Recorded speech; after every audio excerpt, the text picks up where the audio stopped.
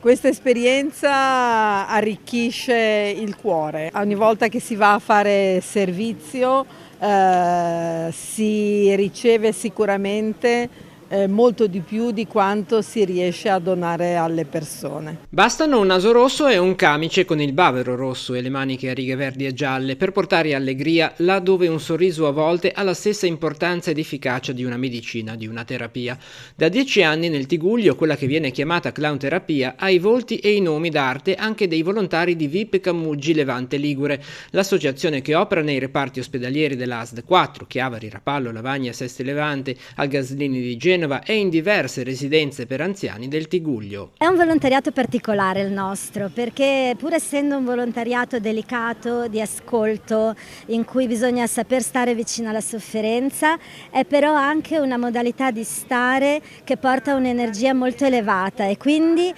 si esce dal servizio carichi di sorrisi, di incontri, di sguardi. L'associazione ha voluto festeggiare il decennale con un momento aperto alla città, all'Auditorium San Francesco di Chiavari, dove è stato esposto anche un camice gigante alto 3 metri, coinvolgendo tutte le realtà del mondo sanitario e sociale con le quali viene portata avanti l'attività. Tra le ultime novità anche la collaborazione con le 2 ANFAS del Tigullio e la formazione nelle scuole. Un'occasione per portare il nostro messaggio del vivere in positivo, in particolare poi con i ragazzi delle superiori riusciamo a fare anche dei percorsi di alternanza scuola-lavoro, quindi i ragazzi seguono con noi attività per 20 ore, al termine delle quali poi i ragazzi riescono a venire con noi nelle strutture e quindi riescono a toccare con mano quella che è la nostra attività. Non ci si improvvisa, a questo proposito c'è un corso da seguire e ne parte uno a breve. Allora abbiamo un corso di formazione a metà maggio per i nuovi volontari,